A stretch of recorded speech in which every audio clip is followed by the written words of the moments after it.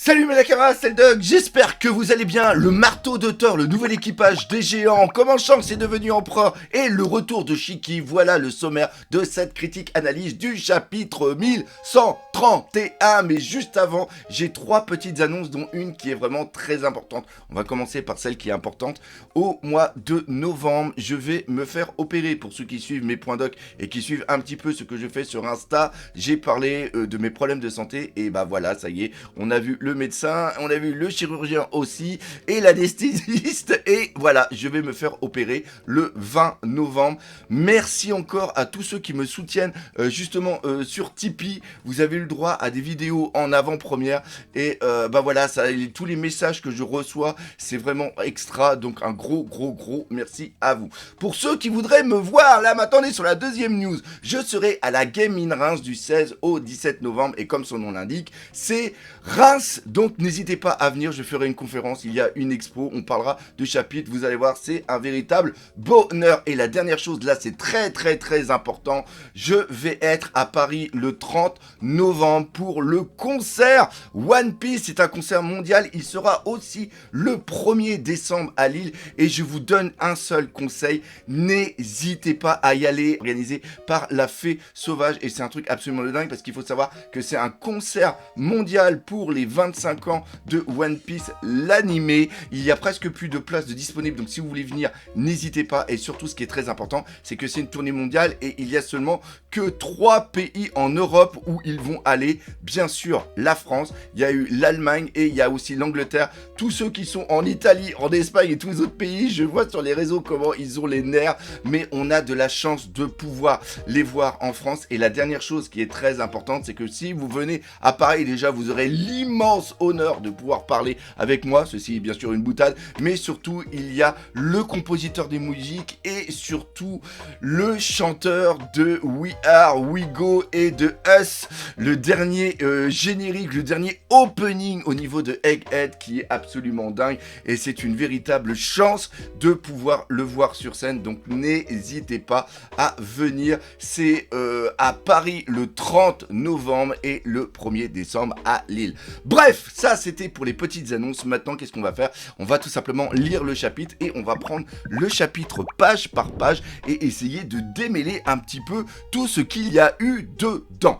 Donc, on commence par cette première page où on voit Loki qui est enchaîné. Ce qui est très important, c'est qu'au niveau de Loki, là on le voit de côté, on ne voit pas encore son marteau, on le verra plus tout à l'heure, donc on en parlera plus tout à l'heure, mais ce qui est vraiment excellent, c'est qu'on voit que Luffy est vraiment hyper heureux, il est hyper enthousiaste, il n'arrête pas du tout de parler, Loki arrive pas du tout à en placer une, ça c'est vraiment excellent, et c'est quelque chose que j'adore. Je suis même déçu qu'il n'y ait pas Usopp avec lui, parce que Usopp aurait été là ici avec lui, je pense que ces deux-là auraient fait plein de conneries, c'est un petit peu l'atmosphère qu'on a l'habitude d'avoir au niveau de One Piece. Mais ce qui est très important, c'est que tout au long de ce chapitre, on va voir la véritable mentalité de Loki.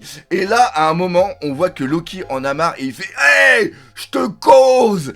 Et là, on voit que la force qu'il a donnée, alors on voit pas d'éclair, donc il n'y a pas encore de haki à ce niveau-là, mais on voit que c'est quelque chose qui a vraiment fait vibrer, parce qu'il y a les animaux qui sont sauvages, qui sont à côté. Par exemple, là, on voit un loup, et le loup ressent justement cette tension. Et la première chose qu'on apprend, c'est que Loki est le prince de la malédiction d'Elbaf, prime spéciale du gouvernement mondial, 2,6 milliards de berry. Alors, ce n'est pas comme pour Dory et Broggy qui ont augmenté leur prime. Et ce qui est marqué aussi, ce qui est très important, c'est que c'est une prime spéciale du gouvernement mondial. On ne sait pas quand cette prime a été donnée, mais ce qui est très important, c'est que si le gouvernement mondial a donné cette prime, c'est que Loki était un danger pour justement le gouvernement mondial. Peut-être que on sait que grâce à Mother Caramel, il y avait eu une sorte de partenariat qui avait été fait entre le gouvernement mondial et les géants. Les géants, on peut les tuer, les géants c'est des dangers, mais les géants peuvent apporter un atout au niveau du gouvernement mondial en étant tout simplement engagé dans la marine. Et peut-être qu'il y a eu en place un statu quo, c'est-à-dire des futurs rois qu'il y a eu au niveau de Elbaf, donner des soldats à la marine en échange que eux, la marine, ne fasse pas de vagues, ne les emmerde pas.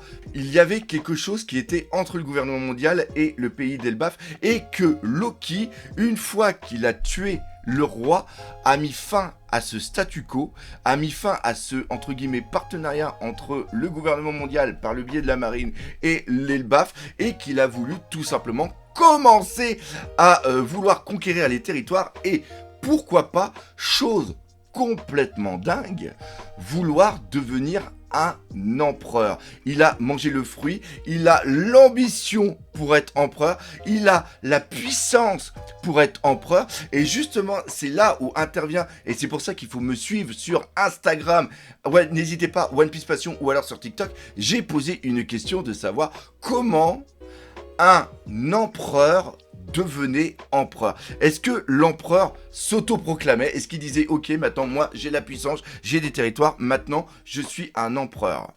Et c'est là où c'est vraiment important, c'est qu'on ne sait pas encore comment un empereur devient un empereur. On connaît les capacités, les choses qu'il faut pour devenir un empereur, mais même encore là, c'est vraiment bizarre, parce que certains vont me dire, ok, il faut de la puissance, il faut un Yonkou 1, un Yonkou 2, un Yonkou 3, il faut de la puissance, il faut des territoires, il faut le Haki des rois, il faut l'ambition.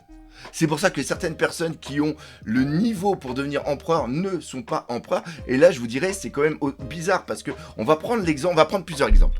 L'exemple de Barbe Noire. Barbe Noire est arrivé, il a tué Barbe Blanche, et en tuant Barbe Blanche, après Marco a voulu se venger. Marco a voulu détruire la flotte de Barbe Noire, mais ils se sont fait totalement toller, et ainsi Barbe Noire est devenu empereur en prenant la place d'un empereur qui était déjà existant. Ça aussi, c'est très important. Est-ce qu'il peut y avoir plus d'empereurs que les 4 qu'il y a déjà? Est-ce qu'il y a déjà 4 empereurs depuis des dizaines et des dizaines d'années? Ça, c'est une très très bonne question parce qu'on ne sait pas encore.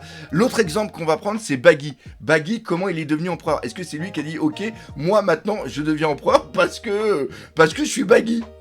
Non, est-ce que c'est le gouvernement mondial qui, en disant « Ok, il a fait partie de la flotte de Roger à une époque, il a fait ça, donc on va le mettre empereur ». Parce qu'encore une fois, on va reprendre ce qui se passe au niveau de Luffy. Luffy, il n'a pas dit « Ok, j'ai le Haki des rois, j'ai la volonté de devenir le seigneur des pirates, il faut absolument que je devienne empereur, j'ai niqué la gueule de Kaido, donc maintenant, ok, je suis un empereur ». Non, lui, il n'a pas dit « Je suis un empereur ». Il est devenu empereur parce que Morgan l'a écrit dans le journal. Et est-ce que Morgan l'a écrit dans ce journal parce que le gouvernement mondial lui a donné? C'est ça qui est complètement fou ici. Et là où je veux en venir, c'est que on apprend juste après que Loki s'est fait emprisonner au niveau de l'arbre d'Adam. Ça aussi, l'arbre d'Adam, on en parlera plus tard. Et il s'est fait emprisonner il y a 6 ans. Et 6 ans, c'est la date à laquelle Shanks est devenu empereur. Donc, est-ce que... Parce que on va être d'accord entre nous.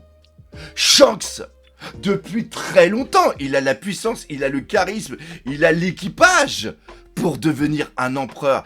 Qu'est-ce qui a fait que, à un moment, il y a 6 ans, alors on l'a appris il y a 6 ans dans le chapitre 957, qu'il est devenu empereur, qu'on a eu toutes les primes justement qui ont été montrées, qu'est-ce qui a fait que il est devenu empereur? Et c'est là où on revient à ce que je vous ai expliqué juste avant, c'est-à-dire que Loki était une menace, il avait une prime de 2,6 milliards de berry, et à un moment, on ne sait pas pourquoi, Shanks est arrivé au niveau de Elbaf. On pense qu'il y a quand même une grosse relation entre Shanks et Elbaf, déjà d'un point de vue du bateau, et surtout par rapport aux petites histoires qu'on a eues en annexe à côté, comme par exemple l'histoire de Ace. Et donc ça veut dire que là, ici, on a Shanks qui est arrivé sur Elbaf, Loki a devenu une menace, peut-être qu'il avait une partie, et ça pourrait être très important, une partie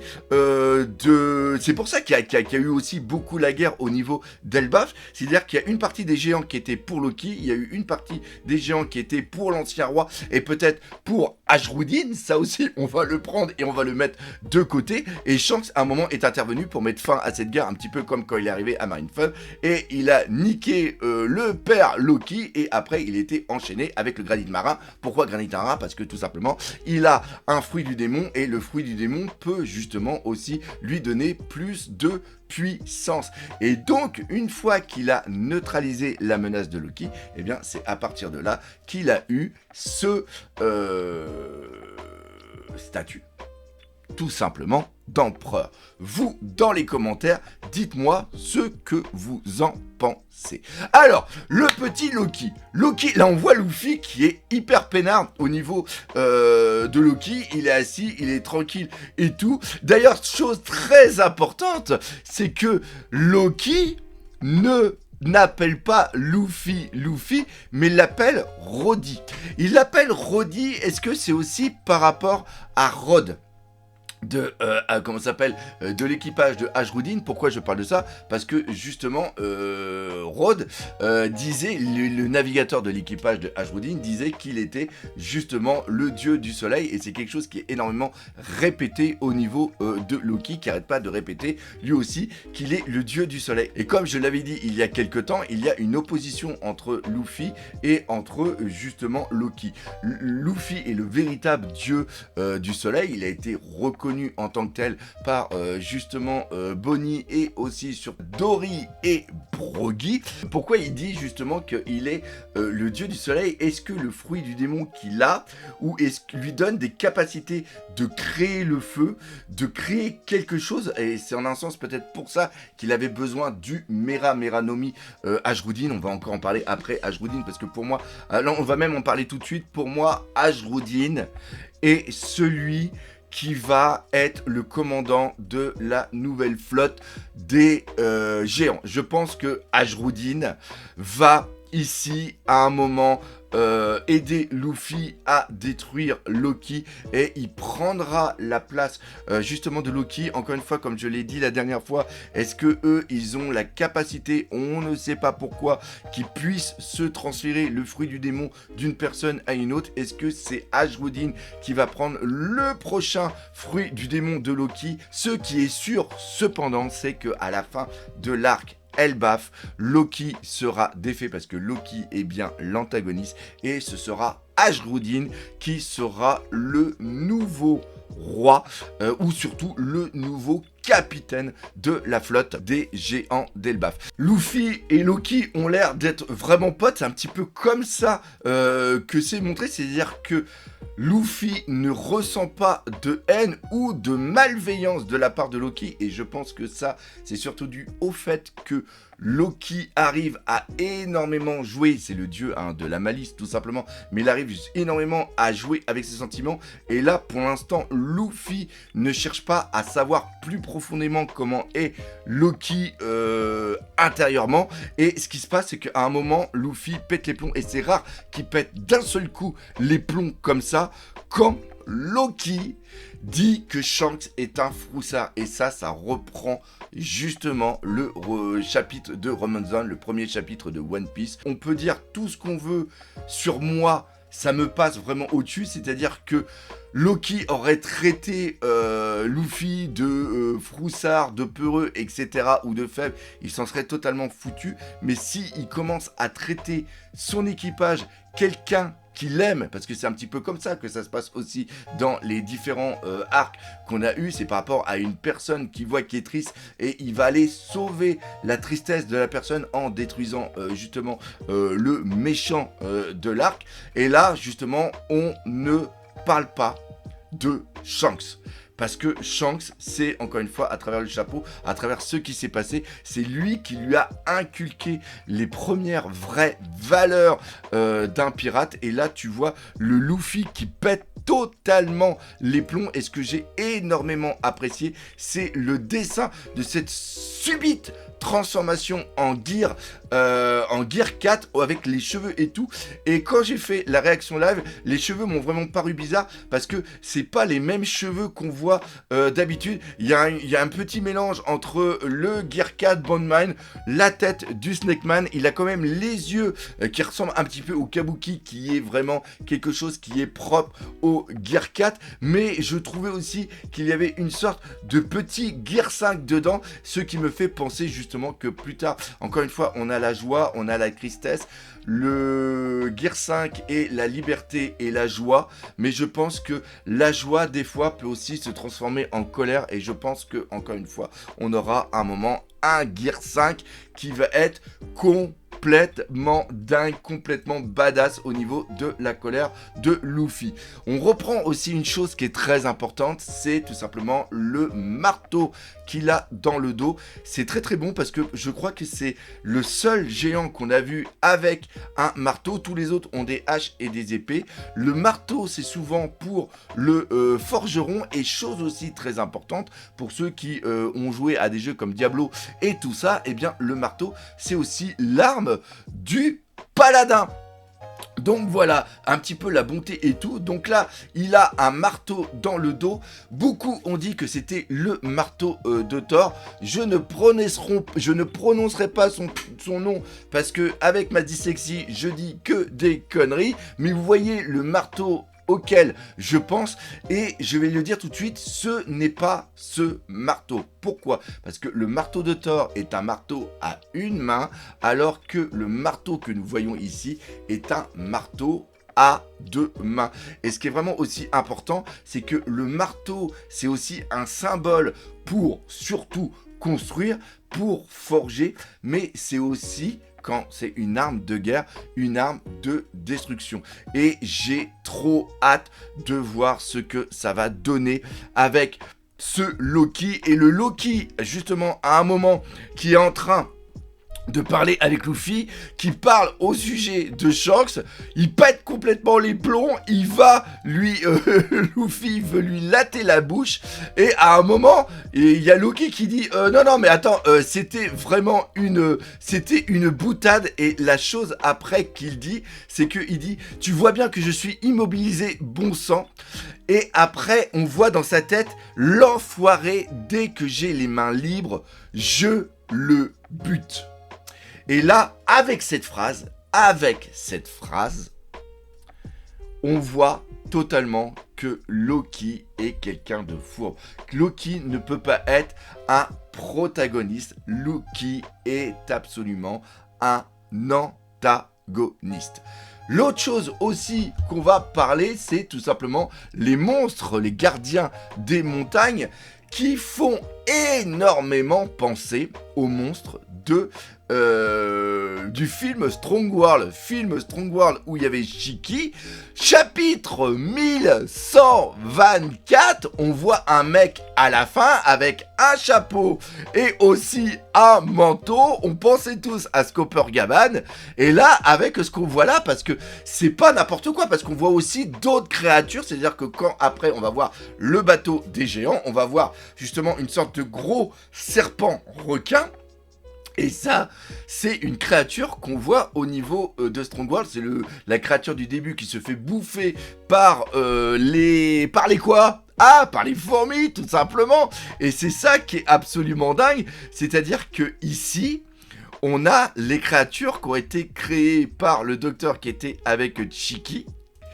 Et Shiki va être sur Elbaf. En plus, si c'est le cas, parce que le problème qu'il y a, c'est que, ok, on fait une théorie, et on a les éléments qui disent, ok, on a des créatures de Strong World, donc le personnage qu'on a vu, c'est le personnage de Shiki. Bam, bam, j'ai fait une théorie, je me casse. Sauf que moi, quand je fais une théorie, je veux savoir pourquoi Eiichiro Oda a fait ça. Et là, vous voyez, je cherche depuis hier, je ne trouve pas quel est l'intérêt de ramener Shiki ici. À part s'il a des informations sur Im-sama par le fait qu'il était dans l'équipage de Chebek et Chebek connaissait Im-sama, je ne vois pas d'autre explication, parce que faire des théories, c'est bien.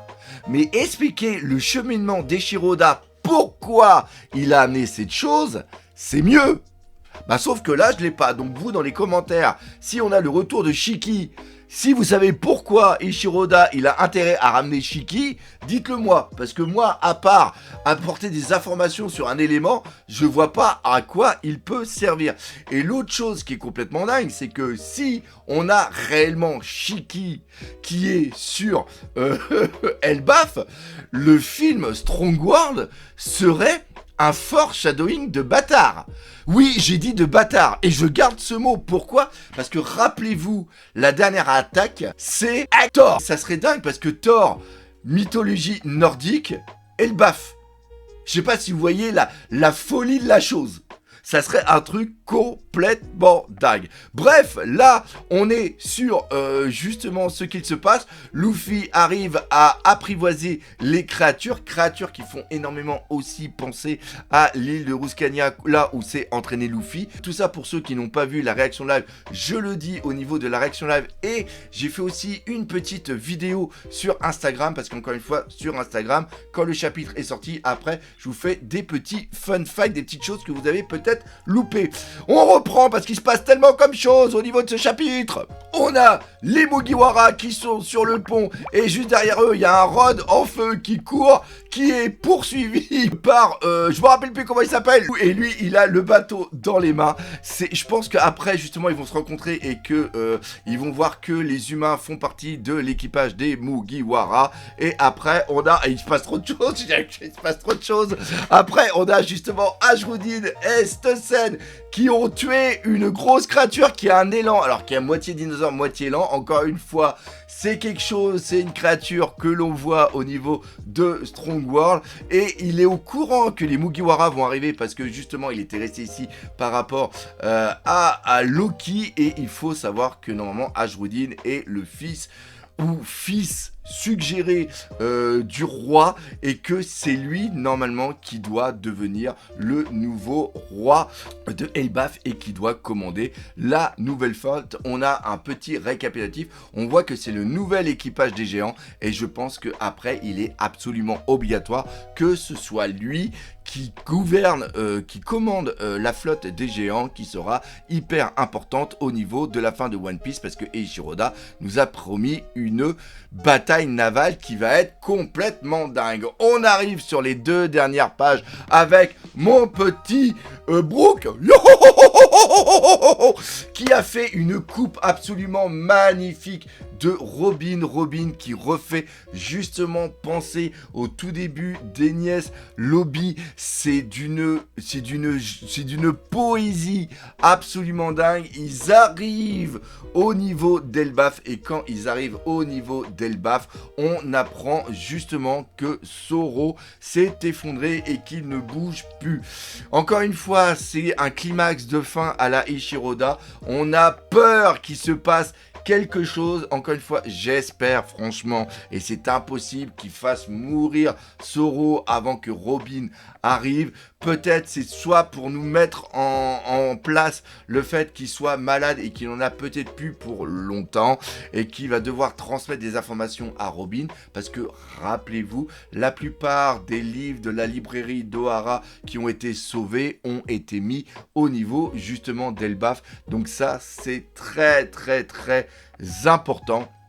Et la petite chose qu'on va peut-être avoir après, c'est peut-être que Zoro étant malade ou étant énormément blessé à cause des brûlures qu'il avait eues lors du flashback de Robin il y a longtemps, eh bien on peut imaginer que Zoro a bu beaucoup d'absinthe et qu'il est tout simplement tombé dans les pommes.